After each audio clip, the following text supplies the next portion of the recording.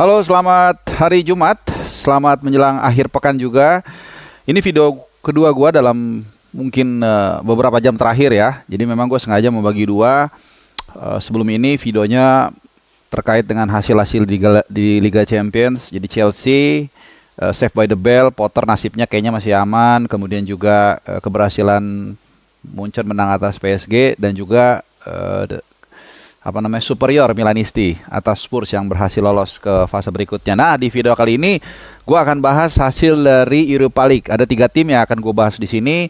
Pertama, gue akan membahas keberhasilan Roma ya. Untuk sementara ini menang 2-0, mengantongi kemenangan di leg pertama dari Sociedad 2-0, dan kemudian juga Arsenal yang ya terpaksa bermain tidak full tim karena tentunya harus fokus di Liga Inggris. 2-2 dengan Lisbon, dan tentunya reaksi dari MU setelah malapetaka 7-0 ya, dengan berhasil mengalahkan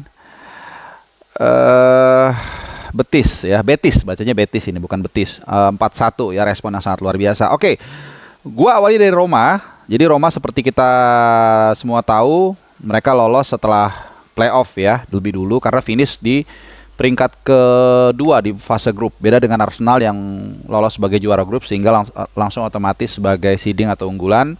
Jadi Roma ini lolos setelah bermain 2-1 secara agregat dengan Red Bull Salzburg ya. Jadi tertinggal 0-1 di fase pertama, di leg pertama, dan kemudian membalas 2-0 di leg kedua. Nah, setelah lolos, jadi ini kenapa gue angkat ini dulu? Gue cuma mau ngasih tahu bahwa skuad Roma ini kan pas-pasan banget ya teman-teman ya, dan mereka harus membagi pertandingan yang sebenarnya penting ya, dibilang penting dibilang enggak ya. Cuman mereka menurut gue masih bisa tetap compete ya dengan kemenangan 2-0 kemarin dari Sociedad ya, walaupun perjalanan untuk ke Praha nanti kalau nggak salah finalnya, pokoknya untuk ke final Europa League itu masih panjang. Nah, kemarin Roma menang 2-0. Apa yang menarik dari kemenangan ini? Pertama adalah rentetan masalah yang diselesaikan oleh Jose Mourinho. Ya, mulai dari Zaniolo yang berulah dalam tanda kutip kemudian disingkirkan. Jadi kemudian juga bagaimana membangkitkan semangat terutama Tammy Abraham ya, yang agak sedikit mungkin nggak terlalu cemerlang musim lalu, tapi masih tetap kompak dan kemarin memberikan 1 assist. Dan tentu saja pembelian pemain yang sangat penting ya, siapa lagi kalau bukan Dybala ya. Kemarin kalau kita lihat memang Dybala tidak memberikan gol buat Roma, cuman jangan lupa bukan hanya assist yang kedua tapi juga kipas yang pertama itu hasil dari kreasi dari Dybala ya. Jadi dia kasih umpan vertikal ke kanan ke arah Tammy Abraham, kemudian dia cutback dan hasilnya El Shaarawy di sana. Dan kita tahu El Shaarawy juga tapi kita lihat dengan kekompakan, inilah kelebihan dari Jose Mourinho, dia mampu membuat individu-individu itu menjadi satu kekuatan ya. Jadi luar biasa, dan pernyataan Dybala juga cukup mengejutkan ya untuk Romanisti, karena kemarin dia mengatakan akan berada di Roma dalam waktu yang lama dan akan mempush setinggi mungkin prestasi Roma. Memang rata-rata ini adalah seperti terdengar klise, tapi ketika lu dengar pilihan katanya, kemudian ekspresinya, itu kelihatan memang itu kelihatan menurut gua dari dalam hati ya. Dan kedua juga terkait dengan sedikit isu kabarnya Jose Mourinho kalau memang pergi akan digantikan Thomas Tuchel. Honestly gue sangat senang dengan kehadiran Jose Mourinho di Roma dengan trofi kelas ketiga kata orang, tapi it's okay. Cuman kalaupun dia harus pergi, kalau digantikan Thomas Tuchel, mungkin gua akan setuju. Nggak tahu kalau lu ya. Jadi itu dari Roma.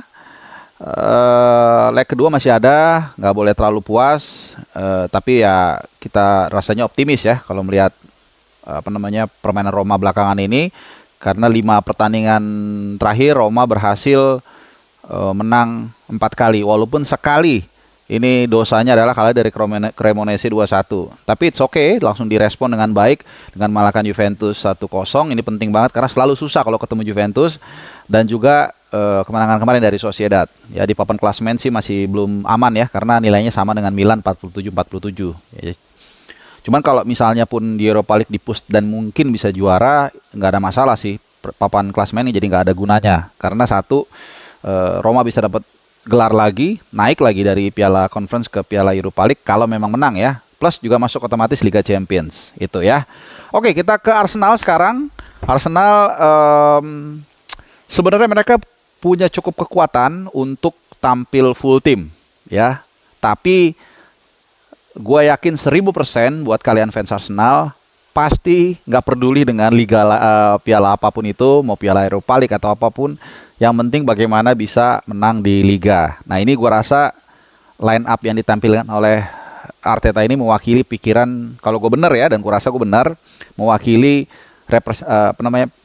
opini dari fans The Gunners ya, sehingga kita lihat line up yang ditampilkan ini agak mix sebenarnya, nggak terlalu menganggap enteng juga, karena mereka juga Arteta juga nggak mau sampai kalah ya, apalagi kalah telak misalnya. Jadi dia kira-kira oke-nya nih segini nih bisa nahan Lisbon, apalagi nih away dia turunin lah. Dan kita lihat ada Reiss Nelson yang menarik. Ini kemarin dia jadi pahlawan ya, waktu mencetak gol terakhir yang membawa kemenangan buat Arsenal ke gawang Bournemouth ya, dan diberikan kepercayaan. Tapi sekali lagi memang konsistensi ini beda orang bilang kelas itu permanen.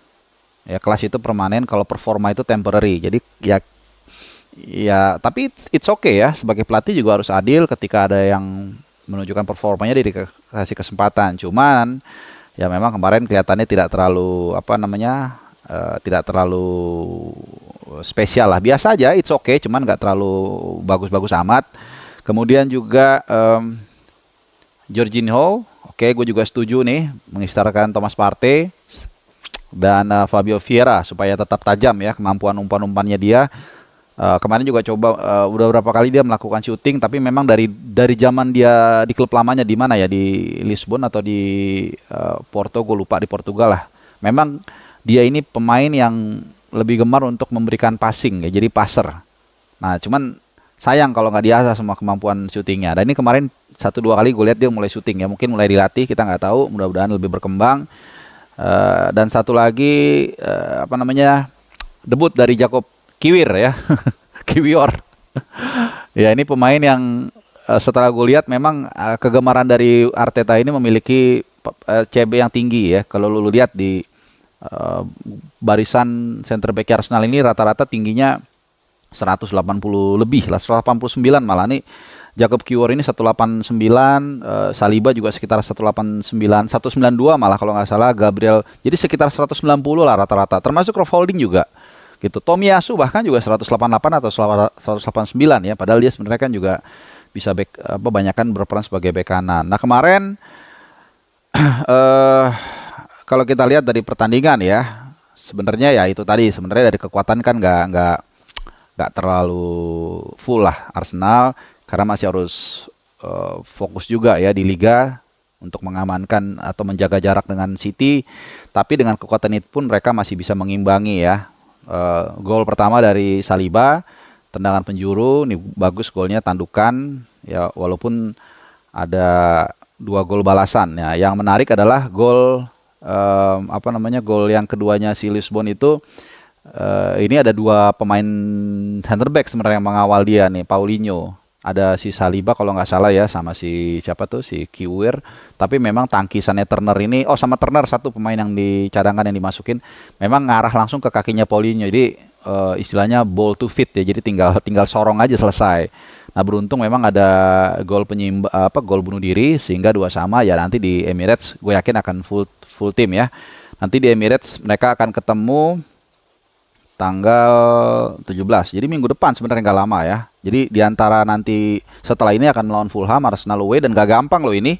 Fulham juga lagi kuat-kuatnya. Kemudian lawan Lisbon, baru nanti akan 2 partai berturut-turut melawan Crystal Palace dan Leeds. Jadi mungkin itu tadi, Arteta nggak mau ngambil resiko dengan menampilkan pemain utama terlalu banyak dan implikasinya bisa cedera. Jadi kemarin kita lihat juga ada rotasi yang dilakukan. Ketika memasuki menit ke 70-an, masukin Partey, kemudian juga Gabriel, Tomiyasu, dan Emil Smith-Rowe ya, untuk memberikan penyegaran. Dan beruntung tadi ya, tekanan-tekanannya menghasilkan gol penyeimbang. Jadi itu, tapi belum selesai babak kedua ya, mudah-mudahan sih bisa lanjut terus ya. Karena kalau misalnya bisa mengawinkan juara Liga dengan Piala Eropa ini akan lebih cantik. Oke, kita geser ke klub Inggris juga, MU. Dan yang kalian tunggu-tunggu, jadi persis mungkin menit ke-10-an lebih kita akan ke Manchester United. Jadi ini intinya adalah reaksi yang sangat baik ya dari Manchester United. Setelah kemarin kita tahu dihajar 7-0 dan menjadi bulian dari satu dunia dalam mungkin seminggu terakhir ya, 7 hari terakhir. Ada beberapa hal yang gue lihat ini menarik ya. Kalau pertandingan ya, oke, gini. Pertama adalah karena ini tahu Erik ten Hag paham ya bahwa ini adalah pertandingan yang harus dimenangkan, mandatory harus dimenangkan, bahkan kalau perlu dengan skor meyakinkan. Sehingga beda dengan Arsenal tadi, line up yang ditampilkan pun lebih all out begitu ya. The best, gua rasa the best ini ya. Ya, the best lah. David De Gea, kemudian Lisandro Martinez, Varane, Luke Shaw di kiri, bla bla bla semua lah gitu ya. Cuman satu catatan gua di sini adalah Diogo Dalot ya di sisi kanan. Kalau gue bilang sih setelah cedera ini Diogo Dalot belum kembali ke permainan terbaik ya menurut gue ya. Dan Wan-Bissaka yang dulu sempat agak drop penampilannya, kemudian ada kesempatan main menggantikan Dalot, menurut gue lebih firm dan lebih seimbang. Ketika di kiri adalah Shaw yang agresif, Wan-Bissaka di kanan lebih cenderung bertahan ya. Sehingga nggak tahu kenapa kemarin dibandingin lagi Dalot dan diganti di akhir babak yang kedua. Dan lawan Liverpool kan gue sempat juga di video gue mengatakan, apalagi lawan Liverpool ya, bagaimanapun juga mereka lebih kuat timnya. Tapi Dalot yang ditaruh, yang bertahannya tidak sebaik Wan-Bissaka. Nah, itu satu catatan. Nah, kedua, dari cara mereka merespon dari gol-gol ini ya. Jadi, oke, respon golnya bagus. Pertama, bagus banget. Dan ini kembali menunjukkan ketika kolektivitas mungkin belum jalan atau belum ada di sana, dia bisa berkontribusi secara aksi individu. Jadi di capping sedikit, kemudian shooting keras banget dan mendatar. Ya, ada gol balasan. Nah, gol balasan ini gue mau sedikit ulas. Jadi kemarin itu menurut gue kesalahan dari gelandang bertahan yang terlambat turun. Nah, memang area Luke Shaw, area kiri, cuman saat proses gol terjadi ada 4 pemain Betis, sorry ya, gue ketukar sama Lisbon mulu, sama-sama hijau, yang ada di kotak penalti, sehingga setiap back four-nya MU ini harus masing-masing punya lawan yang harus dijaga. Jadi ada 4 pemain Betis dalam kotak penalti, 4 back MU juga harus ada di sana jaga. Nah, ketika ada support dari lini kedua dari pemain Betis, ini harusnya tugasnya gelandang bertahan. Nah, saat itu yang paling dekat adalah Bruno Fernandes semua. Dia agak telat nutup, kemudian kebobolan. Walaupun kemudian ada respon yang juga cukup baik, gol dari Anthony, ini gol yang keren banget, seperti biasa khasnya dia ya. Dan dari Bruno Fernandes dari tandukan. Dan ini seperti sekali lagi menjawab mungkin ya kritikan yang dilancarkan kepada Bruno Fernandes. Dan gue terus terang ya, walaupun bukan fans MU, sama sekali bukan fans MU, tapi sangat-sangat mengagumi leadershipnya Erik ten Hag. Jadi tidak semua itu apa yang kita lihat itu sehitam putih yang kita bayangkan. Ya, Bruno Fernandes memang kemarin hancur banget. Kita harus akui apalagi sebagai kapten ya kalau kita lihat peran dia. Tapi kemarin Erik ten Hag sebagai leader ini nggak boleh menjatuhkan atau membebankan kesalahan itu kepada anak buah. Walaupun dia tahu dia salah, justru di saat itulah dia harus menjadi mentor, membangkitkan mental dia, memberikan kepercayaan. Dan orang seperti itu, seperti Bruno yang sedang dikritik habis-habisan, kemudian diberikan motivasi, biasanya akan punya natural survival. Dia kemudian main bagus, tetap diberikan ban kapten dan dipuji oleh Erik ten Hag setelah pertandingan. Jadi ini responnya bukan hanya soal kemenangan, tapi juga masalah-masalah detail ya, seperti individu tadi yang gue bilang Bruno itu tampil sangat baik. Nah, kemudian ada gol penutup dari Weghorst. Ya, ini juga ada pergerakan yang sangat bagus ya dari pemain pengganti, Pellistri dari kanan, kemudian di shooting McTominay dari rebound, dan Weghorst menutup dengan sangat luar biasa ya. Jadi sempurna lah sebenarnya kemarin kemenangan MU. Jadi agak sedikit meredam panasnya bulian dari satu dunia, dan tentunya mereka kembali bisa fokus untuk menghadapi Southampton. Ini nggak lama ya jaraknya, lusa mereka udah harus main, dan baru kemudian tanggal 17 atau midweek depan mereka akan menghadapi Real Betis away, dan gua rasa nggak ada masalah. Mungkin dan begini ya, bedanya dengan Arsenal tadi adalah Arsenal fokus di Liga, sehingga mereka di Europa League menurunkan pemain yang agak-agak lapis kedua.